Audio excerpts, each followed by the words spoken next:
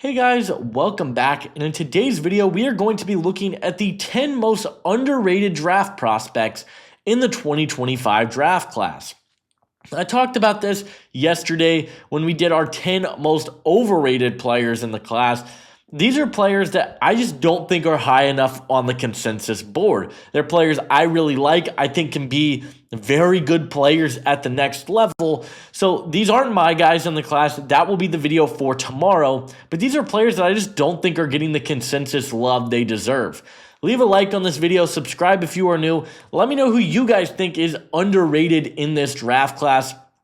I could have gone with 25 different names. A couple of guys that just missed it. Lan Larison from UC Irvine was very close to making this list. He just missed out, but I absolutely love his game, his ability as a receiver. If you guys want to see some of my big board, be sure to check out my Patreon, which I will leave linked in the description below. It's $5 a month, but I truly believe it is the best draft resource you guys are going to find. It's got my full scouting reports in depth. It's got my big board player rankings, and I highly recommend checking it out. But guys, let's go ahead and get into it. At number 10, that's going to be Shawn Dolac out of Buffalo. And this is a guy that just is not getting the respect he deserves. Was not invited to an all-star event, was not invited to the combine. And I got a 5th round grade on him. I think he could go higher than this. He's 6 foot, 221, ran a 4.55 at his pro day with a 35.5-inch vertical, 10.1 broad jump. He was really impressive. And if you look at his numbers this past season for Buffalo, he was one of the best linebackers in college football. 125 tackles on the season, a 5% missed tackle rate, which is an absolutely elite number, 76 run stops, 92.6 coverage grade. He had 5 sacks, 16 pressures, 5 interceptions. This is a do-it-all linebacker. He's a really good athlete. The production is incredible, but if you want to play him in a weak side role, dial him up as a blitzer, dial him up as a downhill run defender, I think he can do that, but he's also very instinctive. He's a very smart coverage player. He's got ball skills to jump passing lanes. He is a little bit smaller at 6 foot 221. You'd like to see him add on some play strength. I think that's up and down. I think he can overbite at times on jukes, especially had some overextending moments. And I think he does struggle to get off of blocks at times. But in a linebacker class that doesn't have a lot of talent, this is not a great linebacker class. Dolac is not just one of my favorite players in the class, but he is my guy in this class as well. I love everything about his game. He reminds me a lot of Blake Cashman. I think he's going to be a really good player in the NFL. At number 9 on the underrated list, that's where I'm going to have Dante Trader out of Maryland. There's some good safeties that I think are day 3 type of players. Dante Trader, to me, is a guy that just is not getting the respect he should. He did get invited to the combine, didn't really perform at a super high level, but I think he's just a smart coverage player.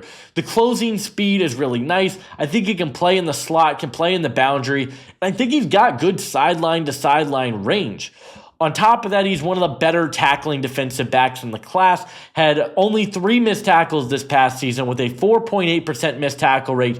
Really, really good number for him. Look, there are inconsistencies in coverage for him. The ball skills haven't been there. He's dealt with injuries, and he graded out with a 57.8 man coverage grade. His coverage is a little bit raw right now. There's no doubt about it. But I love what he does as a tackler. I think he's a physical downhill run defender, and I like the versatility and athleticism. I think he can play in the slot. I think you can play him in the defensive backfield, and he's a good overall defensive back. He probably will go in the back half of day 3. I fully expect that to happen, but I think he can and probably will be a very good player at the next level in certain instances. So Trader is a guy there. There's, again, quite a few defensive backs I like. I love Kitten Crawford out of Nevada. I like Dean Clark. I like J.J. Roberts from Marshall a lot. I like Craig Woodson. He's been a my guy since the summer. So there's some good players here, but I ended up going with Dante Trader at number 9. At number 8, that's where I'm going to have Bal Kone out of Western Michigan, one of my favorite corners in the entire draft class, and a player that I firmly believe can be a starting corner at the next level.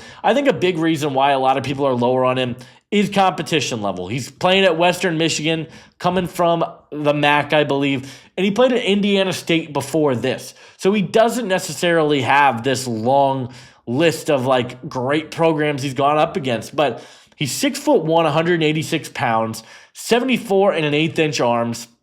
He's a guy that I think probably profiles best as a slot at the next level. But he's got serious jets. Ran a 4.43 at the combine, which is a really good number. I think he just flies on the defensive side of the ball. I think he can be a really good press man corner. He's got good technique. He's got physicality. He has a physical punch at the line of scrimmage to knock receivers off their route.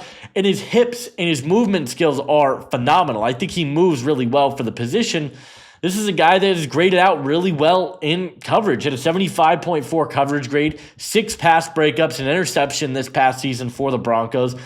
I think he's going to need to improve his eyes and zone. I think he can be a little bit too reliant on his eyes. His eyes get stuck in the backfield a little bit too often, and I think he takes some bad tackling angles at times. That's going to need to get better for him. Had some issues at consistently wrapping up for the Broncos within, let me pull this up here, he had an 11.1% missed tackle rate on 8 missed tackles this past season. But if you're looking for a corner that gives you versatility to play inside and out, he's got physicality, he's got speed, really fluid movement skills. I think Kone is absolutely worth an investment. I got a 4th round grade on him. I think he's very underrated in this draft class and a guy that is going to be a really nice, at the very worst, rotational defensive back at the next level. At number 7, another linebacker on this list, it's going to be Chandler Martin out of Memphis. I did a TikTok on Chandler Martin as he just is like a human bowling ball, to be completely honest. 5'11", 229, so a bit of an odd frame for the linebacker position, but his athleticism is really good. Ran a 4.54, which is better than Dolac. 17 reps on the bench, 37-inch vertical, 10.6 broad jump. He's explosive, and it shows up on his tape. His stop-and-go abilities, really impressive. I think he's got good hips. He moves really well. But what I love what Martin does is as a downhill run defender. He is powerful. He loves to just run through guys. And a guy that is a very productive run defender. He is graded out very well in run defense each of the last couple of seasons. Had 68 run stops this past season. He is going to be a really good weak side threat. 34 pressures and 8 sacks as well for Memphis. He's not a great coverage linebacker at this point. And I do think, obviously, his size provides limitations. He's 5'11", but he's a guy that I just love the way he plays. He plays with his hair on fire every single snap. He wants to hit. He plays physical. He moves well. He's a good athlete. He's a hard tackler. I know my good friend at the Draft Hub is going to love this shout. Chandler Martin is a really good linebacker. I got a 5th round grade on him. Him and Dolac are neck and neck on my linebacker rankings. I've got Dolac at linebacker 12, got Martin at linebacker 13. Good athletes that I think can give you a nice impact on the defensive side of the ball. At number 6, that's where I'm going to have Jared Harrison Hunt out of SMU. SMU's got some guys on the defensive line that are really, really interesting. Obviously, you got Elijah Roberts, who I love. He's my number 18 edge. I got a 3rd to a 4th round grade on him. You look at the other guys on the defensive line. They've got Corey Roberson. They've got Anthony Booker. These are guys that could get drafted. I don't think Jared Harrison Hunt gets enough respect as one of the more slept-on defensive tackles in the entire draft class. Another guy that I did a TikTok on, a 60-second scouting report, 6'3", 290. His athleticism, though, really impressive. Ran a 4.86 with a 1.69 split, 32-inch vertical, which is a really good number for his size. Man, there's so much to like about Hunt. Good athleticism, good hand usage off the line of scrimmage. He explodes into his stance, and his hands are constantly moving. His pass rush upside, I think, is really, really good. And it showed. He had a 13.7% pass rush win rate and 43 pressures this past season for SMU. He is the perfect 3 tech at the next level. Whether you want to play him at 3 tech or you want to play him as a 3-4 defensive end, he's going to be impactful because he knows how to win. He can win with speed, he can win with finesse, and I love that about his game. He's not a perfect prospect. He was a rotational piece for SMU. He's still a bit of a tweener. We don't know if he's going to play on the inside, if he's an edge, and I do worry about the power profile. He's got to be better at converting speed to power. I'd like to see him win with a more consistent bull rush, win with some more, power profile stuff. But I love the finesse profile that Jared Harrison Hunt has. I think he's got a great name, but he just does so many things from that 3 tech spot. He's up there for me as like Omar Norman Lott and with like Derek Harmon as some of the best pass rush upside. If he can improve as a run defender, improve his power profile, I think Jared Harrison Hunt could be a very good player in the NFL. At number 5 on the underrated list, I've got John Williams out of Cincinnati. I love this guy, and I did my tackle rankings. I didn't talk about John Williams, and the more I just watch him read up, he's a guy that I just really like what he can do, and I think he's probably a projected UDFA. I got a 4th round grade on him. He's not the most explosive. Had a 1-8 10-yard split. He is a little heavy on his feet. The edge showed up on his tape, and he gets beat to his inside shoulder at times. But he's 6'3", 324 pounds, 82 and an 1/8 inch wingspan. He's got good length. I thought his footwork, though, yes, he's heavy on his feet, but he's got a strong anchor. I think he moves his feet pretty well for the tackle position. He's got good hand placement as well. I thought he showed the ability to counter pass rushers with his hands really well, and he ran a 5.17. I think he's a better athlete than what his testing numbers lead you to believe. The production, really good. 86.3 pass rushing grade, allowed just 8 pressures on 825 snaps this past season. There are some things that John Williams can do that are impressive. I also think he can give you line versatility. I think he can play tackle for you, which is where he's played at Cincinnati, where he's been impactful. But I also think he's got the impact to kick inside to guard, and I think he could do it at a high level also. He's a versatile offensive lineman with really good anchor. I think he's a good athlete to get up into the second level. He's got strong hand for the position. He's worth taking a chance on. I think in the 4th to 5th round, it's a perfect range for him. I don't see enough people talking about John Williams as a prospect, but he's a guy that I really, really like as a sleeper down the board. At number 4, that's where I'm going to have Laquon Allen out of Syracuse. I think he's like in the 200s on the consensus boards. He's a borderline top 100 player for me in this draft class. I love Laquon Allen.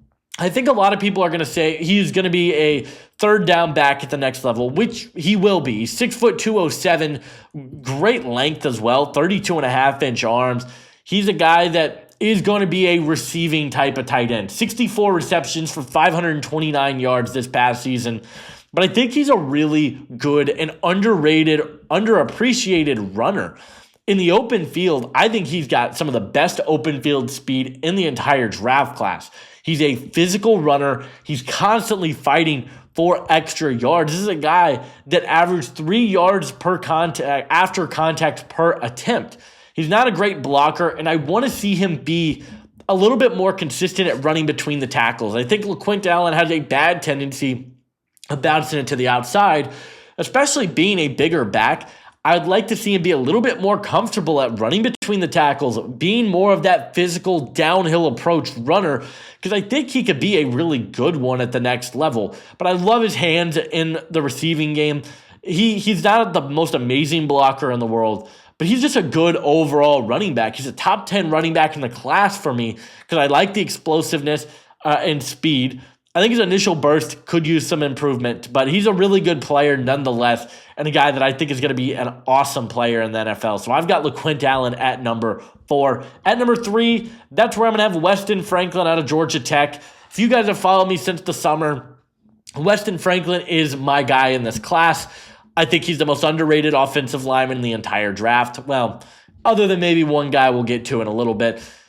Franklin is a monster, and I don't understand why he doesn't get talked about as a potential. Look, it's a weak center class. I think you've obviously got Jared Wilson, Gray Zabel.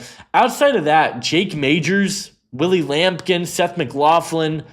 There's a lot of questions on who's the top center in the class, and to me, It's Weston Franklin. He played in 898 snaps, had a 72.4 pass blocking grade, allowed just 12 pressures on the season. And look, I'll say it outright.